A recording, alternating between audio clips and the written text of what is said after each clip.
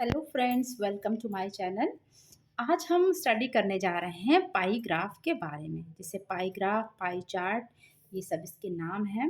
हिंदी में भी पाई ग्राफ कहते हैं, वृत्तारेख भी कहते हैं।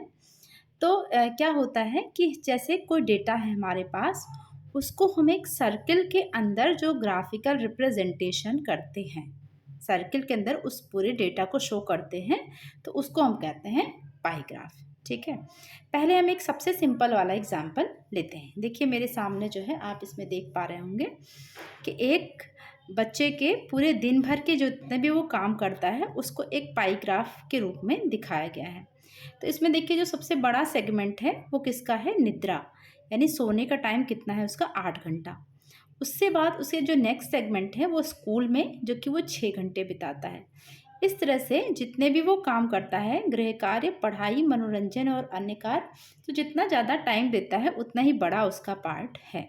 तो इस तरह से इसको देख कर हम कई प्रश्नों के उत्तर दे सकते हैं, जैसे कि वो सबसे कम समय किस कार्य में बिताता है या सबसे ज़्यादा समय किस में देता है, स्कूल से सोने का टाइम कितना डिफरेंस है। ये सब इसको हम देख करके आंसर आराम से कर सकते हैं। ठीक है, तो पाई चार्ट में दो तरह के प्रश्न आते हैं। एक तो पाई चार्ट आपको दिया हुआ है और उस पर आधारित प्रश्न है, पाई ग्राफ को देख करके आप उन प्रश्नों के उत्तर दें। और सेकंड है कि आपको पाई का ग्राफ बनाना है। तो पहले हम पाई ग्राफ को समझेंगे और अंत में हम बनाना भी सीखेंगे। देखिए इससे थोड़ा हम नेक्स्ट लेवल पे चलते हैं। एक और पाई ग्राफ है मेरे पास। इसमें क्या है कि किसी टीवी चैनल पे जितना ज़्यादा ऑडियंस टाइम व्यतीत करती है, और इसमें देखिए एक बड़ा सेगमेंट किसको दिया गया है, मनोरंजन को, और इसके ऊपर प्रतिशत, परसेंटेज में लिखा हुआ है 55%। ठीक है, फिर समाचार को 25%, जो दर्शक हैं उनका 25% इसका देख रहे हैं, और खेलों को 15% और ज्ञानप्रद कार्यक्रम को, एजुकेशनल प्रोग्राम को 5% लोग देख रहे हैं। और इस पर आधारित प्रश्न है, जैसे किस प्रकार के कार्यक्रम सबसे अधिक देखे जाते हैं। तो हम इस पाई चार्ट को देख के बता सकते हैं कि सबसे बड़ा सेगमेंट मनोरंजन का है, 55% लोग इसको देख रहे हैं, तो यही सबसे ज़्यादा देखा जाता है। फिर किस प्रकार के कार्यक्रम सबसे कम देखे जाते हैं, तो ज्ञानप्रद। समाचार देखने वाले दर्शकों का प्रतिशत कितना है, 25%। फिर मनोरंजन के कार्यक्रम के अतिरिक्त अन्य कार्यक्रम देखने वाले दर्शकों का कुल प्रतिशत कितना है। तो इन सबको हम जोड़ लेंगे और जान लेंगे कि 45% है। तो इस तरह से प्रश्नों के उत्तर हम दे सकते हैं। एक और लेवल, इससे भी नेक्स्ट लेवल पे चलते हैं।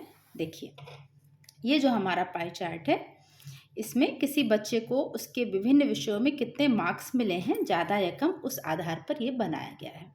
और इसमें शो किया गया है डिग्री में। देखिए पहले वाले पाई चार्ट को डायरेक्ट घंटा दिखाया गया था, 8 घंटे, 6 घंटे, और सेकंड वाले को देखिए प्रतिशत में दिखाया गया था। और हमारा जो थर्ड है, इसको हमें किस में दिखाया गया है, डिग्री में। जैसे गणित 90 डिग्री, विज्ञान 80 डिग्री, अंग्रेजी 55 डिग्री, हिंदी 70 और सामाजिक विज्ञान 65 डिग्री। इस तरह से इसको बांटा गया है। इसको भी देख करके हम सर्टेन क्वेश्चंस आंसर कर सकते हैं। ठीक है, प्रश्न में दी गई जानकारी और पाई ग्राफ को देखकर हम काफ़ी प्रश्नों के उत्तर दे लेते हैं। देखिए प्रश्न हमारा क्या है कि वार्षिक परीक्षा में अलका द्वारा हिंदी, अंग्रेजी, गणित, विज्ञान, सामाजिक विज्ञान में प्राप्त अंकों की निम्नांकित पाई चार्ट द्वारा दिखाया गया है। यदि अलका ने कुल 540 अंक प्राप्त किए तो अग्रलिखित प्रश्नों के उत्तर दीजिए। अब पहला हमारा प्रश्न है कि अलका ने 105 अंक किस विषय में प्राप्त किए। अब देखिए ये सारा जो है डिग्री में शो है, इसमें हमें नंबर नहीं पता चल पा रहा है। तो जो प्रश्न में जानकारी है उसके आधार पर हम कुछ कैलकुलेशन करके पता कर सकते हैं कि 105 अंक किस में प्राप्त किए। जैसे कि देखिए कैसे करेंगे ये कैलकुलेशन कि टोटल मार्क्स कितने हैं, यानी सब विषयों को जोड़ करके कुल अंक जो कितने हैं वो हैं 540, और अलका को मिले हैं 105 अंक। किस में मिले हैं, तो 105 अंक किसी विषय में मिले हैं। विषय में अंक कितने मिले हैं, अब 105 अंक से कितनी डिग्री बनती है ये हम निकालेंगे। ठीक है, कैसे निकालेंगे, 105 बटे 540 गुणे 360। अब 360 से हमने गुणा क्यों किया? देखिए किसी जो बिंदु, ये देखिए ये कोई भी सर्कल होता है तो किसी जो बिंदु होता है, एक पॉइंट होता है, पॉइंट के चारों तरफ इसके डिफरेंट सेगमेंट्स किए जाते हैं। तो एक पॉइंट के चारों तरफ टोटल मिला के 360 डिग्री होता है। उस 360 को हम उस रेशियो में बांटते हैं, जैसे गणित में ज़्यादा नंबर मिले हैं तो इसको ज़्यादा डिग्री मिली है, और सामाजिक विज्ञान में कम नंबर मिले होंगे तो इसको कम डिग्री मिली है। तो टोटल 360 डिग्री को हमने इसको 90, 80, 850 ये सबको जोड़ के कितना आना चाहिए? 360 डिग्री आना चाहिए। तो एक बिंदु के चारों तरफ टोटल जो एंगल होता है वो 360 होता है। तो अब 360 किस आधार पे बांटा जाता है? जितना जिसका पार्ट है, जिसमें ज़्यादा मिले उसको ज़्यादा एंगल मिलेगा, जिसमें कम मिले उसको कम एंगल मिलेगा। तो इस तरह से हम इसको 360 में कितने एंगल कितने का बन रहा है इस तरह से निकालेंगे। तो हमने कैसे निकाला इसको?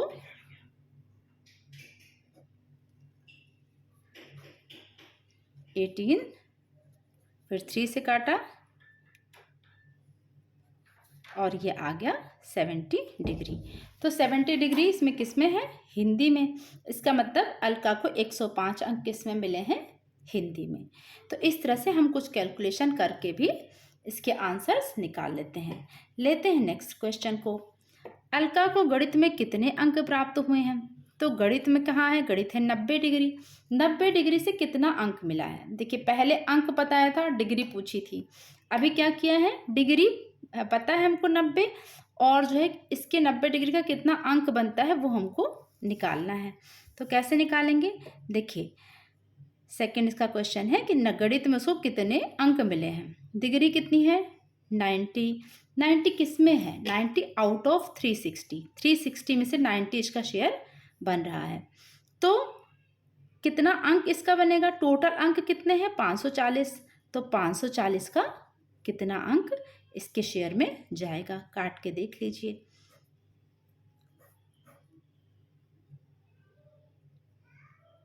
वन 135 जो है अंक इसको गणित में मिले हैं। फिर इस तरह से फिर देखिए थर्ड क्वेश्चन उन्होंने क्या पूछा? जांच कीजिए कि क्या अंग्रेजी हिंदी के प्राप्तांकों का योगफल विज्ञान और सामाजिक विज्ञान में अंकों के योगफल से कम है या अधिक। तो डिग्री से भी हम देख सकते हैं। क्या पूछा है? अंग्रेजी और हिंदी के प्राप्तांक। तो अंग्रेजी 55, हिंदी 70, टोटल कितना हुआ? 125। हिंदी प्लस इंग्लिश का 125 डिग्री बन रहा है।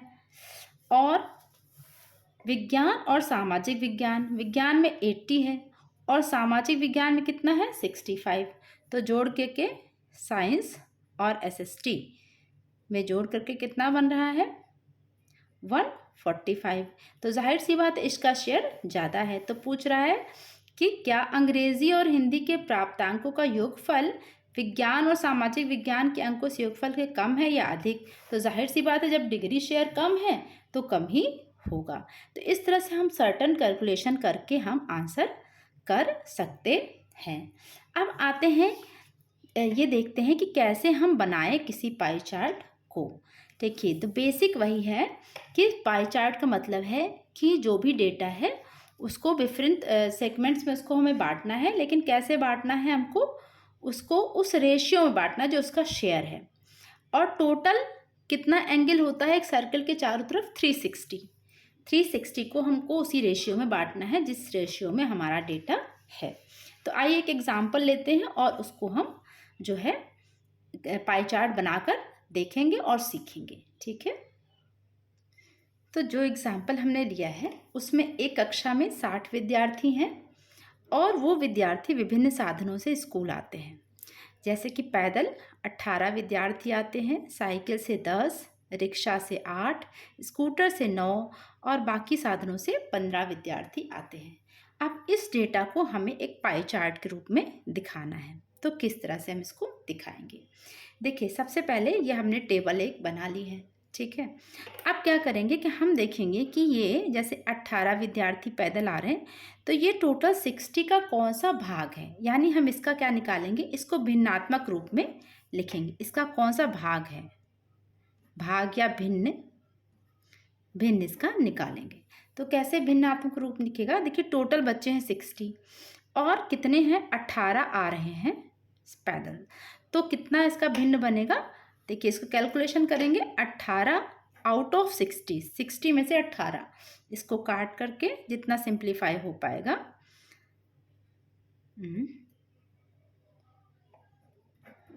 तो 3/10 जो सेगमेंट है ये इसका भिन्न इसका भाग है। साइकिल से कितने आते हैं वो भी इसी तरह से कैलकुलेट कर लेंगे। 10/60, 1/6 आ गया। इसी तरह से 8/60,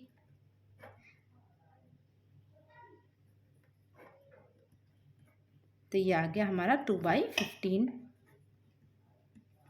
फिर 9/60 स्कूटर वालों के लिए, तो ये हो गया 3/20। और अन्य जो 15 हैं तो 15/60, 1/4। अब ये हमारा भिन्नात्मक रूप में निकल गया। अब इनका कितना डिग्री बनेगा? ठीक है, टोटल डिग्री किसी भी सर्कल में होती है 360। तो अब इन भिन्नों की कितनी डिग्री नहीं मिलेगी वो भी हम कैलकुलेट कर लेंगे। कैसे कैलकुलेट कर लेंगे? 360 का 3/10। तो पहला जो पैदल वाले की डिग्री है वो कैसे निकलेगी? 360 गुणे 3/10। इसको आप कैलकुलेट करिए, तो इसकी डिग्री बनी 108। ठीक, 108 पैदल वालों की डिग्री बनी। अब साइकिल वालों को कितनी डिग्री मिलेगी? 360 गुणे 1/6, तो ये आया 60 डिग्री। 60 डिग्री। देन इसी तरह से हम सारे कैलकुलेशन कर लेंगे। तो सेम वे से कैलकुलेट करके हमने सबकी डिग्री निकाल ली इन सेगमेंट्स को 360 से मल्टीप्लाई करके। तो पैदल का 108, साइकिल का 60, रिक्शे का 48, स्कूटर का 54 और अन्य का 90 डिग्री आया। अब हमें इन डिग्रीज को एक सर्कल में शो करना है। तो हमने एक मनचाही रेडियस का एक सर्कल खींच लिया। उसके बाद इसके सेंटर पॉइंट से पहली लाइन हमने किसी भी जगह पे जहाँ हमें सुविधा हो हमने लगा ली। अब पहला सेगमेंट हमारा क्या है? पैदल वालों का है 108 डिग्री। ठीक है, अब हमने यहाँ पे सेंटर पॉइंट पे अपने जो कंपास उसको रखा, इसका सेंटर पॉइंट सर्किल का और इसका मैच कराया। फर्स्ट लाइन को फर्स्ट लाइन से मैच कराया। अब हमें कौन सी डिग्री खींचनी है? 108। तो 108 यानी कि 110 से 2 खाने पहले। तो यहाँ पे आप निशान लगा लीजिए और कंपास को हटा करके लाइन को पूरा कर लें। तो ये हमारा फर्स्ट सेगमेंट बन गया। यहाँ पे हम लिख लेंगे कि ये कितना है? 108 डिग्री। और ये किसके लिए है? ये पैदल वालों के लिए है। ठीक, अब हमारा नेक्स्ट है 60 डिग्री। 60 डिग्री कौन है? साइकिल वाले। तो अब हम थोड़ा सा इसको घुमा करके, और अब ये नई लाइन जो मिली हमने इस पे मैंने फोकस किया, इससे हमने पूरा अलाइन किया। सेंटर को सेंटर से, लाइन को लाइन के ऊपर अलाइन करके 60 डिग्री पे निशान लगाया और इसको फिर सेंटर पॉइंट से मिला दिया। तो ये क्या बना? 60 डिग्री। और ये किसका सेगमेंट है? साइकिल वालों का। तो यहाँ हमने लिख लिया साइकिल। अब नेक्स्ट है हमारा 48 डिग्री। 48 डिग्री। अब ये जो नई लाइन मिली है इस पर हमें 48 डिग्री बनाना है। सेंटर को सेंटर से, लाइन को लाइन से बिल्कुल मैच करने के बाद 48 मतलब 50 से 2 खाने कम, निशान लगा लीजिए और फिर इसको सेंटर पॉइंट से मैच कराएंगे। तो ये हमारा अगला सेगमेंट बन गया 48। और ये है किसका? रिक्शे का। तो लिख लिया रिक्शा। नेक्स्ट है स्कूटर 54 डिग्री। ये जो लास्ट लाइन हमें अभी इस पे ही फोकस करना है। सेंटर से सेंटर, लाइन से लाइन मैच कराने के बाद 54 डिग्री पे निशान लगाइए और इसको मैच करा देंगे।